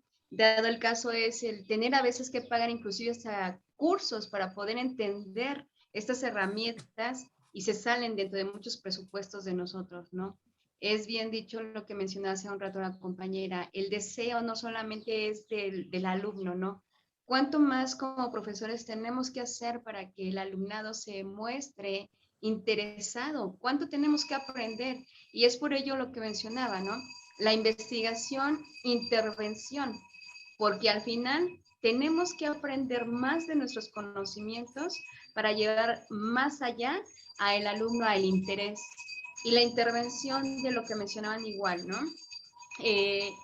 A veces hasta con un simple documento, una simple hoja, o lo que mencionaba hace un rato la compañera, una rama, desplegamos un conocimiento, un sinfín de conocimientos, aportaciones en el que el alumno pueda ser partícipe de ese desarrollo de tema, ¿no? Y para mí, en lo personal, que me estoy, pues vaya, preparando para ser docente ya en aula, a mí me encanta esta parte en donde, ahora bien lo menciona, cuánto más nosotros como docentes tenemos que aprender, tenemos que enfocarnos si queremos realmente convertir alumnos en ciudadanos y reales seres humanos, porque esa es nuestra propuesta como docentes, ¿no? Crear ciudadanos que en realidad tengan una oportunidad de poder en el futuro, ahora nosotros llevarnos a un buen camino, ¿no? Que aporten para la educación, que aporten para otros lugares, que en realidad aún no llega esta importancia de poder ayudar a alguien más que quiere salir de su ambiente o de su círculo en sociedad. Esta es mi aportación. Gracias. Muchas gracias. Sí, muchísimas gracias. Sí, la manera en que habla, tú decías hace ratito, Pati, llegar con una hoja, decía ahorita Xochitl, que con una hoja se puede intervenir, se pueden sacar muchas otras cosas, me hace pensar en el concepto de intervención de Alfredo Carballeda, y ese concepto de intervención de Alfredo Carballeda me parece que también embona muy bien esta lógica del estudio, del libro que les vengo platicando. Alfredo Carballeda dice que intervenir no precisamente es quitar o poner algo, ¿no? Sino intervenir muchas veces es único, al menos desde el ámbito de lo social, intervenir muchas veces es únicamente sacar a la luz lo que estaba en la oscuridad, ¿no? No pones ni quitas, porque en ocasiones pensamos en problemas educativos como una dificultad, problema como dificultad, y que hay que corregir la dificultad. Y para corregir la dificultad, pues hay que quitar o poner, quitar lo que sobra o agregar lo que falta. Dice Carballeda, pero no, pues en ocasiones es únicamente el problema educativo, es problema, desde una mirada un tanto más fenomenológica, hacer visible pues lo que no estaba visible. Y cuando se hace visible a través de mi intervención, ¿no? Pues dices, ¡ay, caramba! Todo lo que existía, todo lo que era, múltiples colores, etcétera, etcétera. Y para hacer visible lo que no estaba visible de un fenómeno socioeducativo, pues hay que estudiar, ¿no? Hay que estudiar en el estudio, en eso que yo le planteaba, ¿no? Desde este desarrollo del estudio de la cosa, ¿no? Exacto. Y aparte esa cosa se vuelve bastante diversa dependiendo de quién la está planteando y cómo la está planteando y cómo la recupera. Porque sí, si bien es cierto el ejercicio clásico de la hoja en blanco con un punto negro al centro, la mayoría de las personas lo que ve es el punto negro. Pero hasta dónde nos hemos preocupado como sociedad, docentes, padres de familia, etcétera, de hacer que la persona vaya desarrollándose de forma creativa para poder ver mucho más que un punto negro en una hoja en blanco. Y de ahí todo lo que la persona puede explorar para conocer, ¿no? Precisamente tener esta facultad de investigar, de explorar, de aprender, de estudiar, a través de movilizar todas las habilidades que tiene, que son bastantes. Y tiene la palabra Ana Morgado, por favor, adelante. Buenas tardes. Buenas tardes. De este momento que ha estado la conferencia, me llevó a varias reflexiones.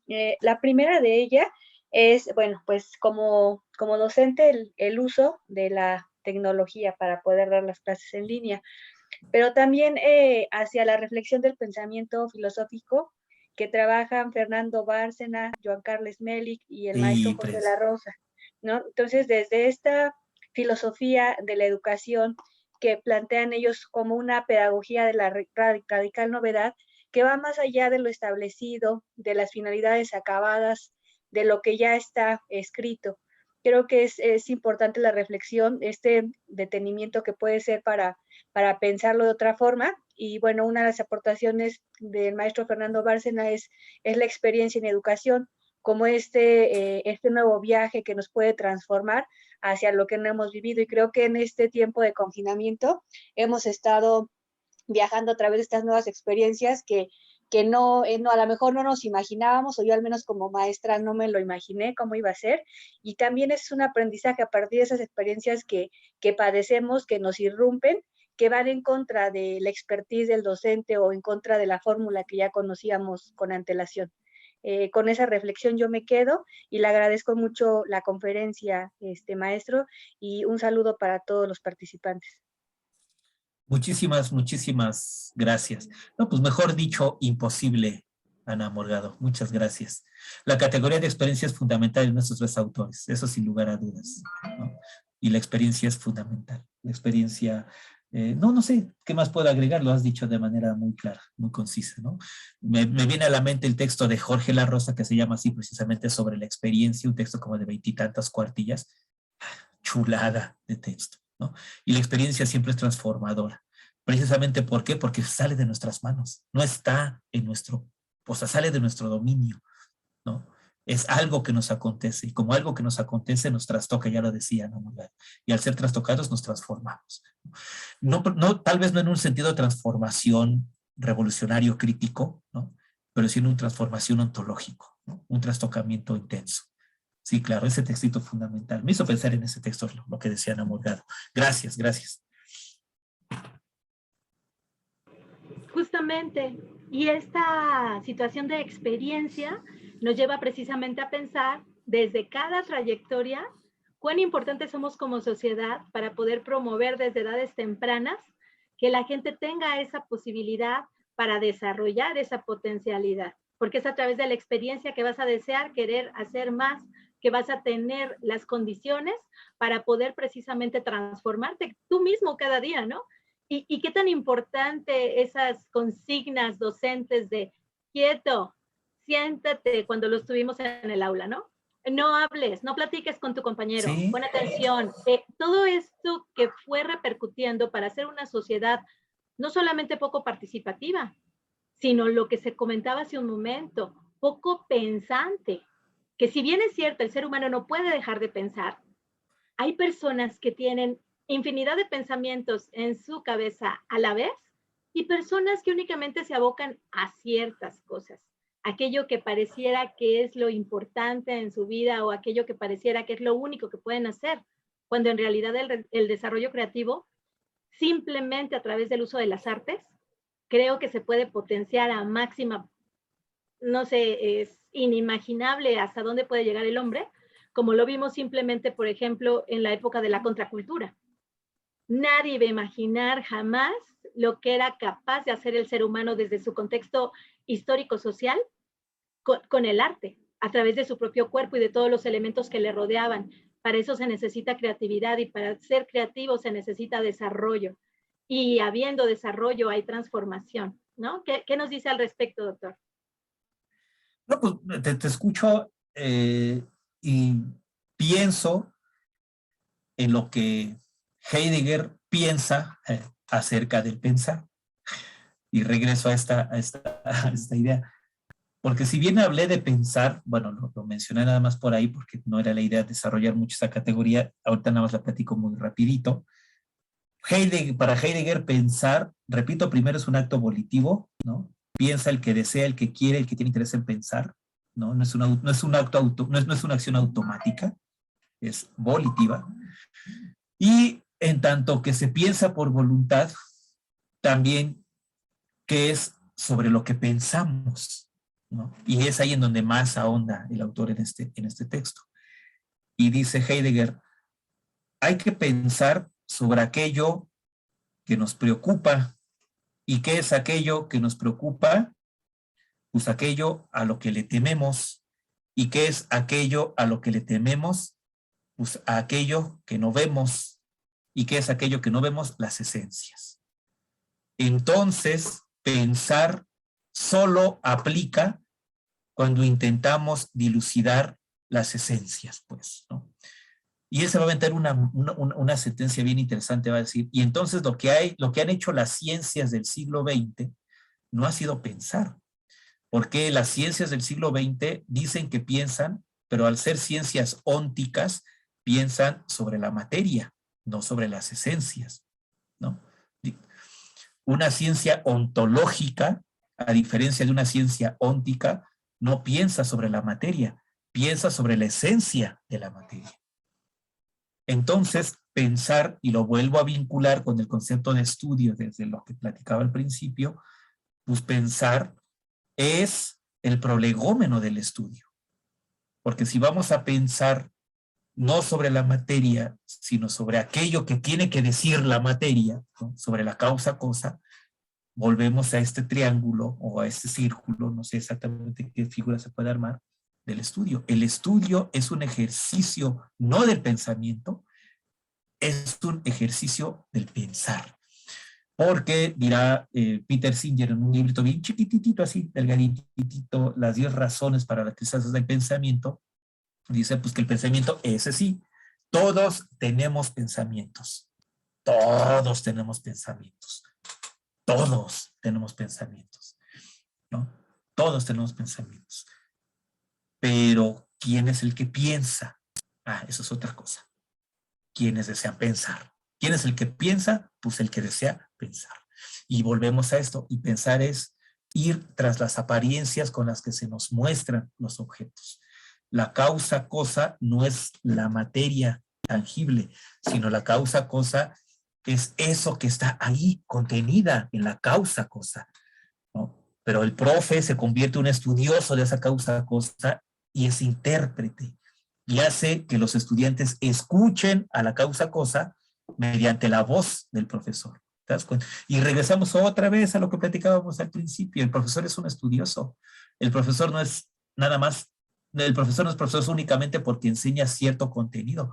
El profesor es profesor porque antes fue un estudioso de la causa cosa que va y ni siquiera a enseñar, les va a pronunciar a los estudiantes. Y en esa enunciación de la causa cosa, los estudiantes escuchan y ya, pues, ahí tal vez entran ya otras cuestiones de cómo hago que escuchen. Y mira, y yo creo que ya no ya no tendríamos que preguntarnos sobre cómo hago que aprendan, sino cómo hago que escuchen lo que la causa cosa tiene que decirles a través de mi voz, de mi habla pedagógica, ¿no? Que escuchen, que estén dispuestos a escuchar, porque si no están dispuestos a escuchar, no van entonces a hacer el trayecto del estudio. Justamente, y hablando de esto, ¿cuáles son los talentos que tendría que desarrollar el docente para provocar que el alumnado escuche y a la vez se apropie del contenido de aquello que se está trabajando con relación a ese estudio? No, pues a lo mejor ya, igual ya lo mencioné. Yo no sé si sean talentos como tal. No sé. No sé si podría tal vez entenderse como tal talento, pero soy reiterativo en esta idea. Pues el profesor que quiera pensar, de principio, pensar en ese sentido heideggeriano y pensar que lo lleve al estudiar su materia de estudio, pues, ¿no? Un profesor que no es estudioso, siguiendo esta lógica, ¿qué puede enseñar? ¿Qué podría enseñar un profe que no es estudioso? Un profe que no lee, que no escribe, que no lee, que no escribe, que no diserta, que no discute. No sé si sea talento, pero yo insisto, no sé si sea no tendría una lista, solo me remitiría a esto, que piense. Y vuelvo a esto, porque el pensar nos lleva al acercamiento y a la comprensión, conocimiento profundo de lo que nosotros estamos, de lo que nos apasiona, de esa causa cosa a la que amamos, ¿no? No sé, puedo quedarme muy vago en la respuesta, no sé, pero podría decir eso nada más. Sí, es que considero que tendría que ser, digamos, sobre todo ahora, ¿no? Que hay tanta condición de desapego a lo que pueden ser incluso los gustos propios, porque hubo un confinamiento que orilló a los alumnos a hacer lo que no deseaban hacer, que es permanecer, la mayoría, ojalá en el mejor de los casos, en sus hogares, ¿no? Rodeados a lo mejor de un ambiente que no es el que desean, porque a esa edad se requiere muchísimo de la socialización entre iguales. Entonces, el hecho de tener que permanecer confinado, el hecho de tener que hacer uso de herramientas que como bien se manejaron en los porcentajes que se observaron, muchos sí tienen acceso a, otros no tuvieron acceso a. Algunos estuvieron en las clases, otros no tuvieron manera de estar en la clase. Sin embargo, ¿de qué manera enganchar a ese alumno a que tenga esa escucha atenta, a que se sienta conectado con el profesor, en este caso, durante la clase? ¿Y qué se lleva para la siguiente clase? ¿Qué me tengo que llevar como estudiante pensando para poder llegar nuevamente con mi profesor y volver a establecer la continuidad de la clase? Quizá en los niveles de los que yo tengo vasta experiencia, puesto que trabajé 34 años en el nivel preescolar, nuestros alumnos tienen muy pocas experiencias de vida comparadas con las experiencias de vida de un estudiante universitario. Entonces, puedes llamar la atención incluso sacando un muñeco de guante, cambiando tu tono de voz y diciéndole al alumno, ¿qué crees que te vine a saludar, no?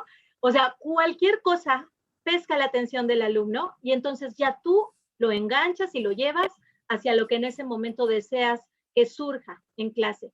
Pero ¿qué sucede con un nivel universitario?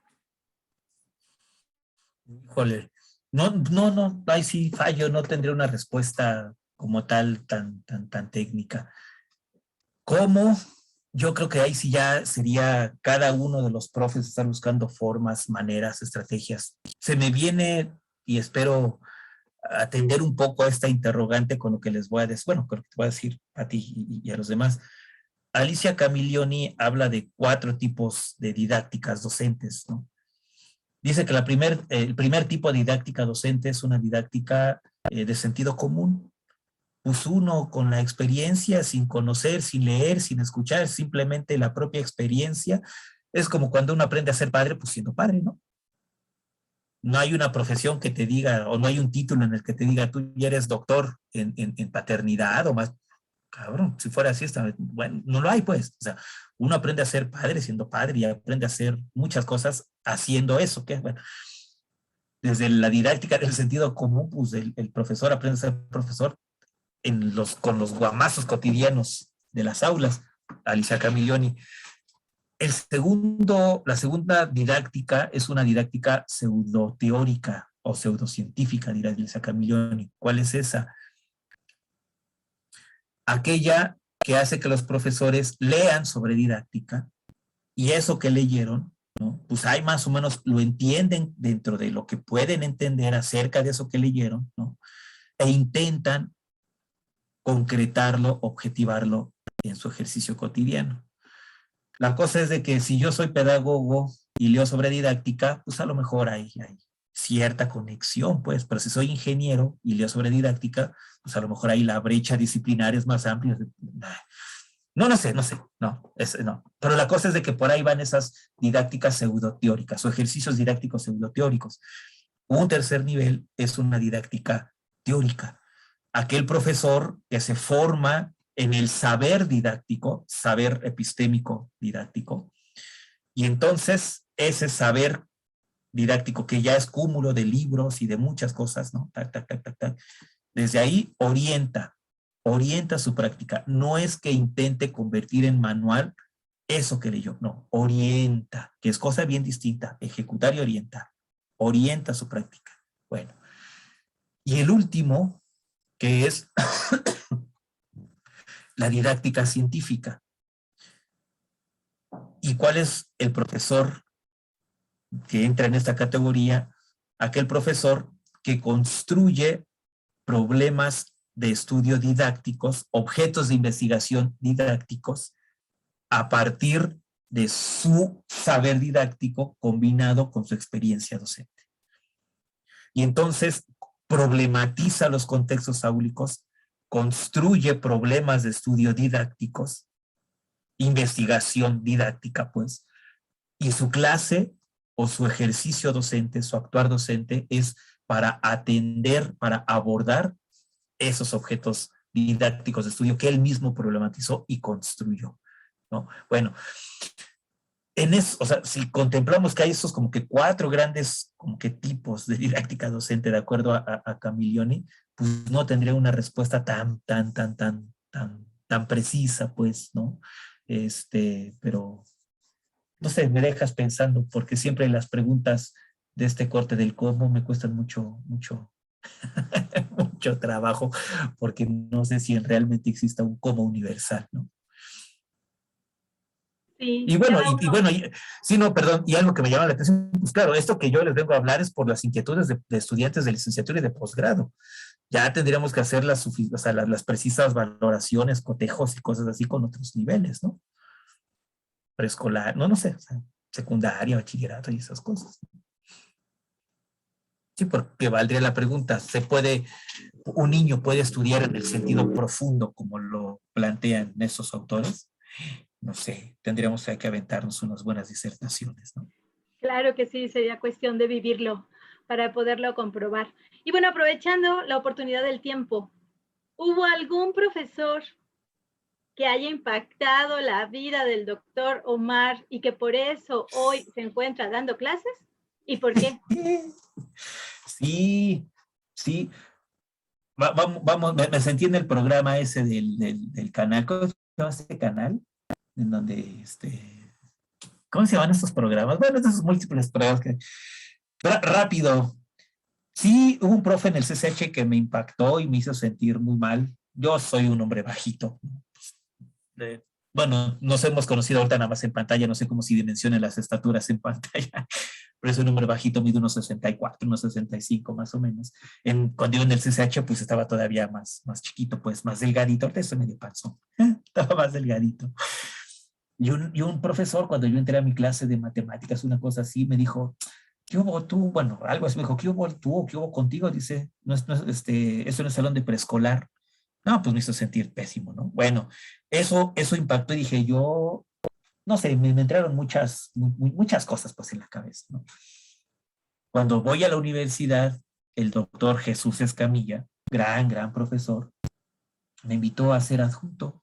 ¿Por qué? Nunca lo he sabido. He platicado con mi esposa. Oye, ¿qué? Pues no sé, yo era tímido, no me gustaba exponer, ¿no? Y creo que hasta era como un estudiante medio baquetón. Yo terminé la licenciatura con un promedio menos de 8, ¿no? Y además como con algunas materias del programa. No sé, pues, o sea, perdón, voy a colgar aquí.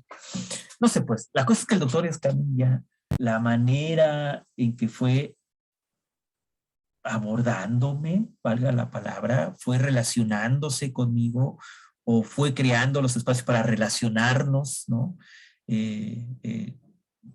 Como profe, estudiante, pero también vincularme y relacionarme con el ámbito de la academia, fue una manera tan particular, tan singular que pues, me fue atrapando, pues. Y cuando yo empecé a dar clase, cosa que en mi vida jamás me imaginaba que terminaría como profesor, porque le huía al hablar en público y estas cosas, decía, o sea, como que quiero llegar a ese, o sea, me gustaría o alcanzar ese grado como que de empatía que logró el doctor Jesús Escamilla, al menos conmigo. No sé si esa empatía la habrá logrado con otros, no sé, pero yo me sentía acogido, ahí está la palabra. Y recuerdo lo que ahorita los autores que mencionaban Ana Morgado, Joan Charles Melick, Fernando Bárcenas, Carlos Escliar, Jorge La Rosa, la escuela como lugar de acogida, ¿no? Me sentí acogido en la manera en que fue estructurando la relación o como nos fuimos relacionando el profesor Escamilla y yo, ¿no?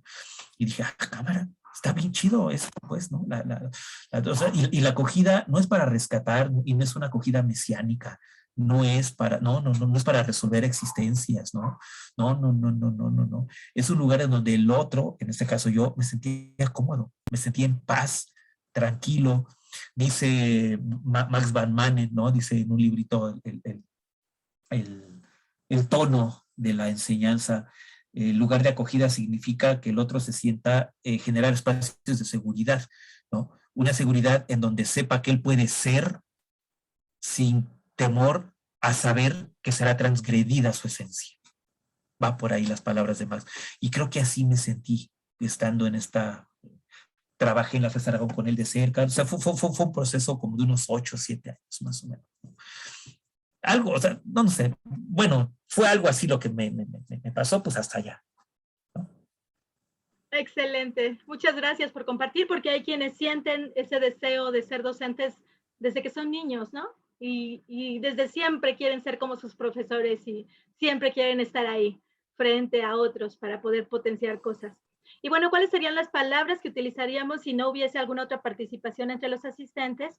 ¿Cuáles serían las palabras con las que cerraríamos esta conferencia, doctor? Pues muchas gracias y buen provecho, porque ya llegó la hora del taco. Ya son las 3, ya han de estar las tripas por acá rugiendo. Y pues muchas gracias, y si acaso decir, de la misma forma que enseñanza y aprendizaje son conceptos que están hermanados, pero no son dependientes uno de otro, es decir, la enseñanza no deviene forzosamente en aprendizaje y el aprendizaje no es consecuencia forzosamente de la enseñanza. De la misma forma, estudio y aprendizaje son cosas distintas. Están estrechamente correlacionados, pero una cosa es estudiar y otra cosa es aprender, y creo que hay que empezar a fomentar o hay que ser más ávidos para hacer de los jóvenes estudiantes y no solamente aprendices, ¿no? O estudiosos. Muchísimas gracias, doctor. Pues, al contrario, muchas gracias. A nuestros participantes, por favor, abrir su micrófono para dar un aplauso muy merecido al doctor Omar de la Rosa. Omar para los cuates, para ti. Omar, muchas gracias. Maravilloso. Al contrario, muchas gracias. Gracias, y en gracias. su momento podremos volver a estos esquemas para estudiar de manera detallada esta conexión tan interesante. Muchísimas gracias a todos por su participación. Estaremos compartiéndoles por medio de las redes sociales la temática de la mesa internacional que tendremos el próximo viernes 20 de agosto en este mismo horario y a través de estas redes y estas plataformas sociales. Gracias, doctor. Al contrario, muchas gracias y saludos a todos. Muchas gracias. Gracias a todos por su participación. Muchas gracias, saludos. Excelente, felicidades. Bye, gracias. Nos vemos, Pati. Mil gracias, Pati. Muchas gracias. Al contrario, Pati. Muchas gracias a ti. Abrazo. Un abrazo. Nos Saludos, vemos, Raquel. Hasta luego. Bye.